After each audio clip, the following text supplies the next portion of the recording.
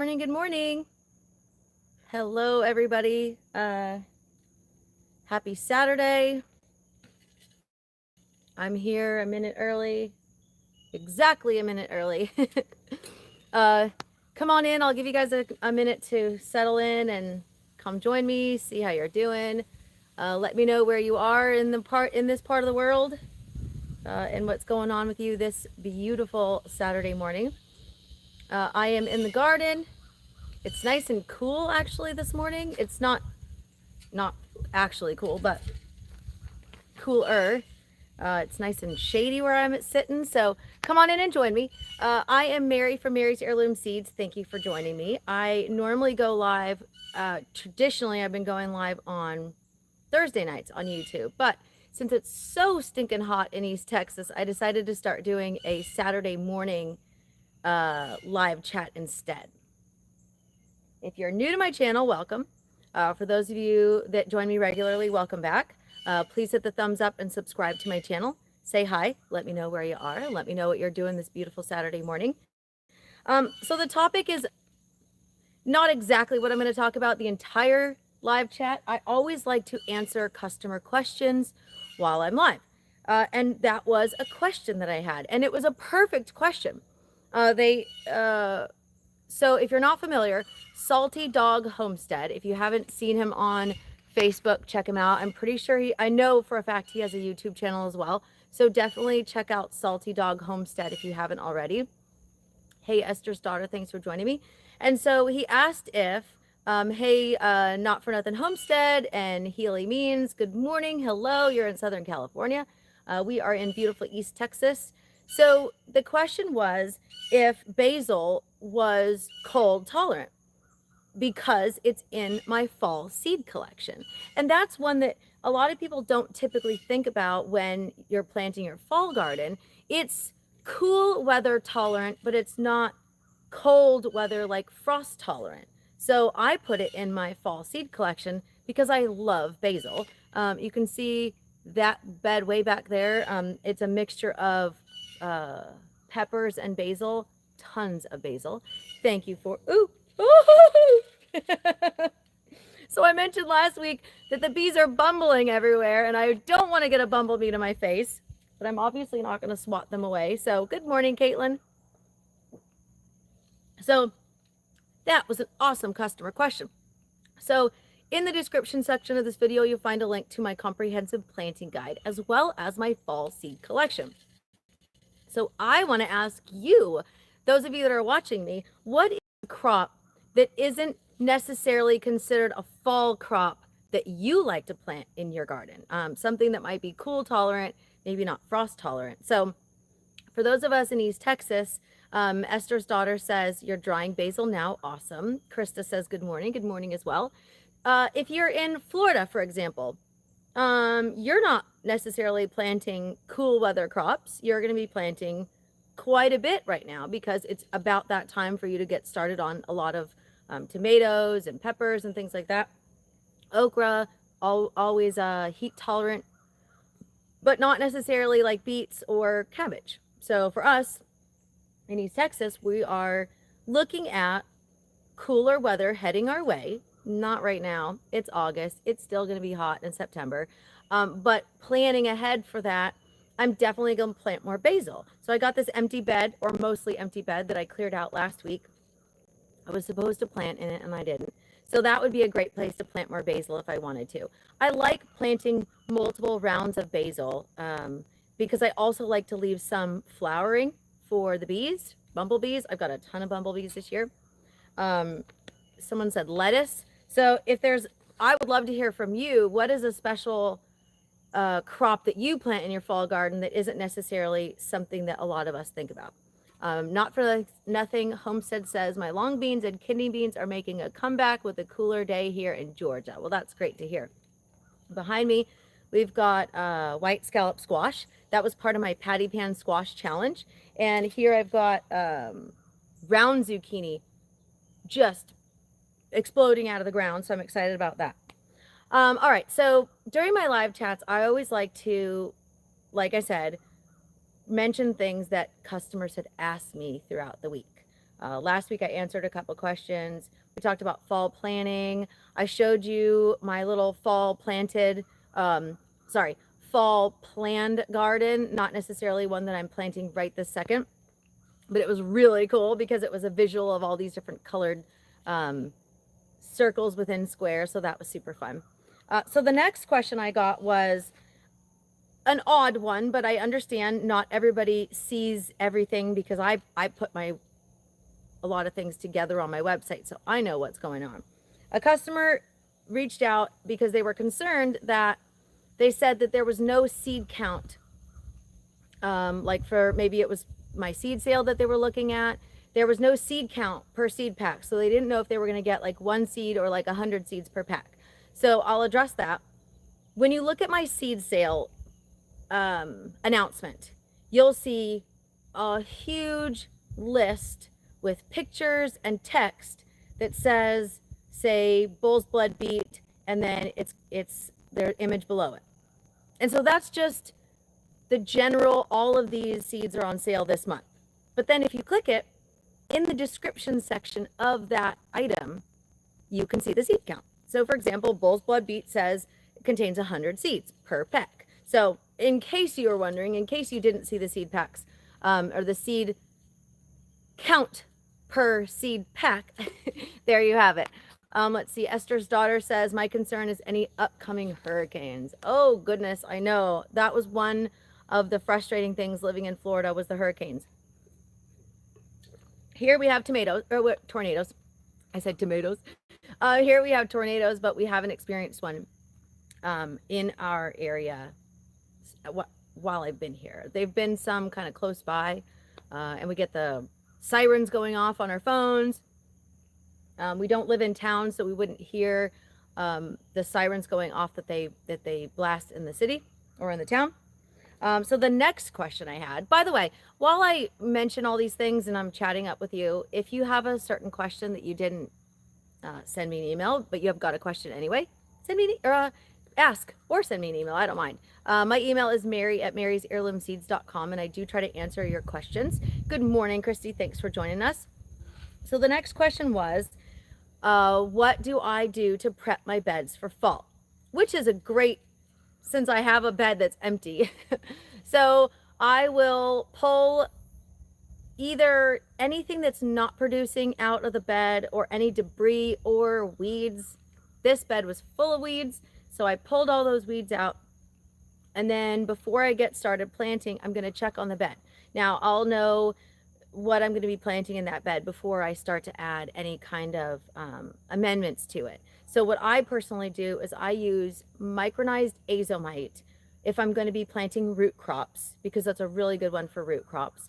And then I'll be using Mountain Flower Root Boost sparingly. I don't use a lot of it for fall crops, and I'll be using those for non-leafing varieties. So I wouldn't use that on my lettuce, my kale, my spinach, my Swiss chard, but I will be using it on, say, cauliflower, Brussels sprouts, broccoli. And while those have leaves on the plant, of course, they're not generally like the lettuce. The lettuce doesn't need any extra. So if I'm going to be planting just lettuce in a bed or just Swiss chard or spinach, I won't add anything other than top up the bed if I need it, add some compost if it needs it, and then mulch, of course.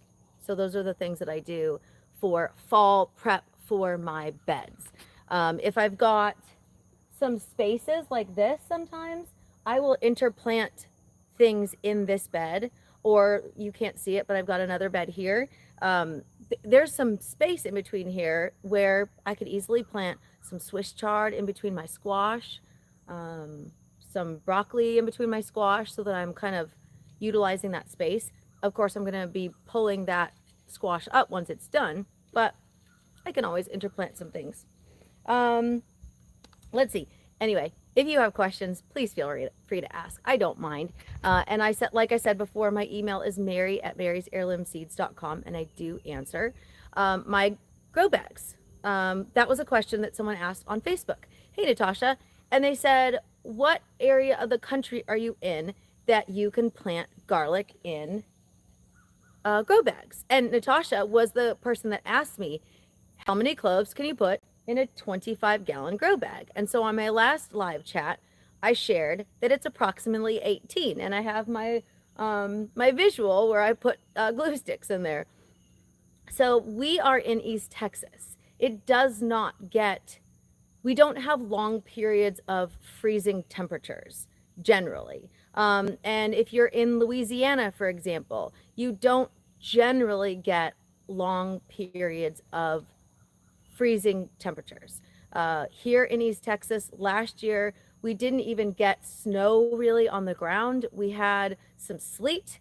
We had a light dusting, but nothing that stayed on the ground.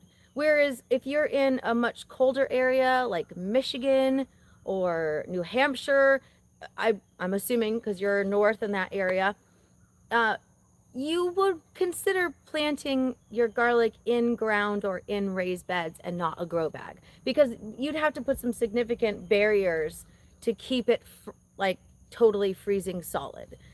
So for those of us in warmer climates, we can do garlic in grow bags, but it's not necessarily super common, because if you're in a really cold area, you're not necessarily going to be using that. So that was a concern that someone had on my Facebook page. So, hey, Deborah, thanks for joining us. And even though it's not super hot here, I'm still trying to stay hydrated. Allison Allen said in Mesquite, it's supposed to be cooler temps next week and rain. We are supposed to get rain next week as well. I am looking forward to it. Fingers crossed. My garden thrives after the rain. And if you didn't know, rain water has more nutrients in it than regular water from your hose. So that's a really cool thing to know. Cute cup. Awesome. Thank you. My friend bought it for me. Krista says, are there seeds that require cold stratification that could be planted in East Texas now? So it's very hot, and I wouldn't necessarily plant anything in ground that needs to be cold stratified. I would wait. If you're trying to do what's considered winter sowing, where you plant your seeds in fall and then they germinate in the spring, I would not plant those yet. I would wait until November, December to plant seeds that require cold stratification. So just hold off on those. Otherwise, I mean, there's some things. Lavender, if you cold stratified in your refrigerator and then you planted it out, yes. That would be things like lavender, which likes cooler weather. Rosemary, which doesn't mind cold weather or hot weather, but it doesn't really like freezing temperatures. I lost my 2-year-old rosemary recently, when we had the freeze in last December, I think it was. So, I mean, it just depends on what your ultimate goal is. If you are cold stratifying for germination next year, I would wait until later on in the year. Let's see. Healy Mean says, I started my garden late this year, so my summer garden is running into fall, but you're in zone 10, 11. Yeah, so there's definitely a lot you can plant, even if you started late, because you've got such a long growing season. I've grown in zone 10, South Florida, and I started the first year that I grew a garden there. I literally was like planting based on what I was used to, and it didn't work out. And then I realized I really should have considered the different growing in South Florida compared to what I was used to. So Natasha said the same thing happened to me with my huge rosemary plant. Yeah, it's frustrating. So it's one of those things here where I plan on bringing it in this year and seeing what I can do with it. That's really a possibility, but it just doesn't like cold. And it just, I don't know what happened. Maybe I didn't do something right for it. So restarting rosemary this year and restarting rosemary next year so I can have multiple sizes of plants. I like using rosemary for different border things rather than in my garden beds, because a lot of my garden beds are all annuals, not perennials. And I like perennials usually in containers, even though I plant lemon balm in my raised bed, and that people freak out when I say that because it's a mint and it spreads. Same with spearmint. And all I do is like hack it back every year in the spring, and then it comes back flourishing, and then I've got tons of beautiful lemon balm, and I don't have to replant it every year, so that's always a plus. Hey Jenny, thanks for joining me. So if anybody has any questions, please feel free to reach out. Comment with your questions. One comment I got today on my Facebook page. I'm gonna try and wrap this up before the sun comes out because I'm not feeling 100% today. Sorry if you don't notice it. I don't feel 100% today, but I don't like missing my live chat. So thank you for bearing with me while I bumble through my live chat, just like these bumblebees here bumbling into me during my live chat. I posted yesterday about pak choi cabbage, and if you don't have a lot of space for a big heading cabbage, but you like cabbage, Chinese cabbage, also called pak choi, also called bok choy. We carry it in a regular size and an extra dwarf size. The extra dwarf size is 33 days to harvest. The regular one is 55 days to harvest, so it's fast. But if you want to grow that in East Texas, it's hot right now and it's going to bolt a lot faster. Or if you've got a shorter growing season and you plant it in spring, if you are like us, where this year we had a longer spring than normal. Last year we went from winter to summer and there was no spring in between. So last year when I planted my pak choi for spring, it bolted much faster. And that's what this customer had mentioned, was their pak choi bolted faster. So they're going to try it for fall. But what I will say is tat soy is listed under greens. It is slower to bolt and it's cold tolerant. So, and it's beautiful. It has this massive rosette, and I love pak choi. I love tat soy. It's a really, really good one. Krista says pak choi did great when I planted it a few years ago in cooler weather. Yeah, so it is in the 90s right now. We have not, and I mentioned this last week, we have not reached 100 degrees all year, which is shocking because normally we've had a handful of 100+ degree days. And I'm not talking about the feels like temp. I'm talking about actual temperature. We hit 99, feels like 115, but not 100, which is insane. I'm just super excited. Neely says, thanks for doing this live stream, although you're not feeling 100%. Well, thank you. Well, this is your first time catching me. Well, just wait till I'm in better spirits and I'll be just super bubbly. I am usually more bubbly during my live chats. I had a shirt on the other day and it said, I made it, one for a customer. And so I made one for myself and it said, introvert, but willing to discuss plants. And I'm not really an introvert, but I will always discuss plants. So anyway, there are tons of varieties that you can plant. They're all in my fall collection. I also posted a link to my seed sale. My seed sale this month, I started late because we had the grow bags first and then the seed sale. And then, sorry, not grow bags. Again, sorry guys. Grow bags are on sale, is what I meant to say, in the seed sale. We had mystery grab bags the 1st of August. And if you missed out on the mystery grab bags, I will have a smaller amount available September 1st. I do mystery grab bags twice a year, August, September. And I announce them both on the 1st. And once those batches are done, they're gone. Esther said we had 99 degrees yesterday and rain every day. Oh my word. We got almost 3 inches, I want to say 2 weeks ago, and then we got an inch this week. It was amazing to have all this rain. But I know when you have too much rain, it can really drown out your garden, which is not fun either. All right. So the last question that I wanted to share with you today. Again, these are all questions that people either asked me on social media, sent me a message, hey Kathleen, thanks for joining me, or they sent me an email and I'm just kind of sharing them with you here. If I don't answer your question, you can always send me an email. My email is mary@marysheirloomseeds.com. Some of you have emailed me and I've answered your questions. The last question was about tomato seed saving. And this was another fantastic question. They were given a tomato from a friend specifically to save the seeds, and they wanted to know my preferred method for saving tomato seeds. Now, I have had such better germination on tomato seeds that I ferment. And what you do is, number one, you want to make sure that you have a jar that is clean, and the tomato should be overripe.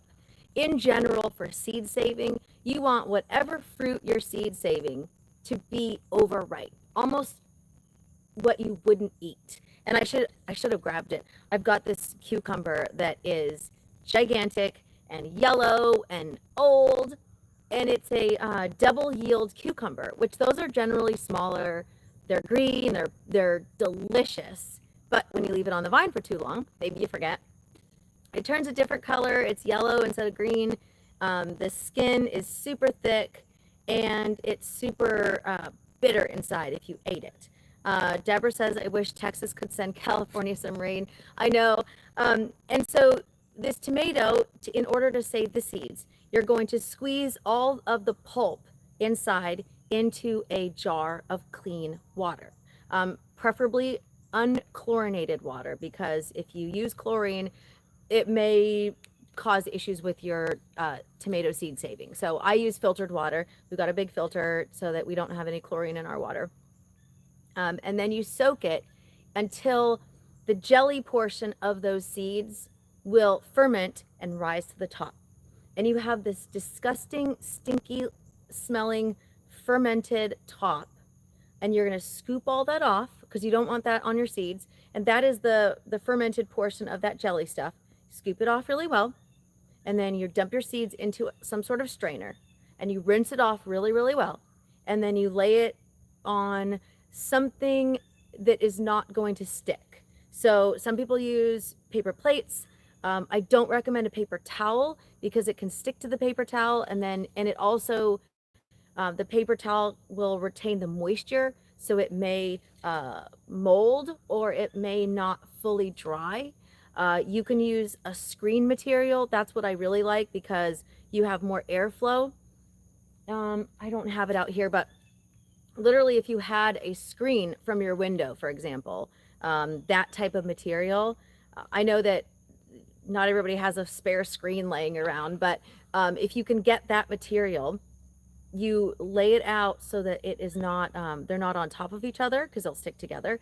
And you want to make sure that they're fully dry before you store them. If you store seeds that are still wet or damp or moist, that can cause them to mold, and then they won't be as viable as they could be. So that was another answer to another awesome question I received in an email. So for those of you that are joining me for the first time, welcome, and thank you so much for joining me. For those of you that are regular, thank you very much for joining me as well. Please hit the thumbs up on my video and subscribe to my YouTube channel.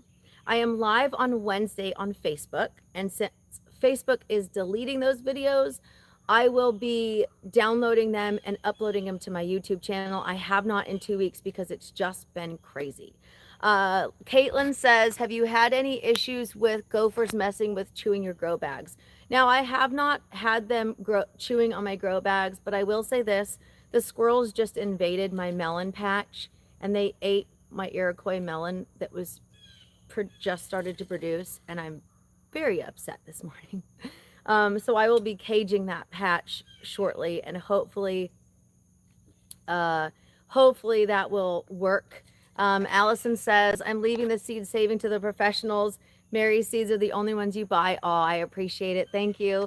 And Esther's daughter says, appreciate your lives and all the great info. Well, I appreciate that you guys join me. I know I don't have the flashiest of websites and the flashiest of YouTube videos, but I do try to share with you helpful information that's not like, I see some that's just gloom and doom, and I prefer to have a more positive outlook to all of these awesome things. So it's always nice to have you guys join me. I'm in my garden, I'm enjoying it. Natasha says squirrels tore up your whole fall garden last year. Oh, I'm so sorry. I should let Buster out.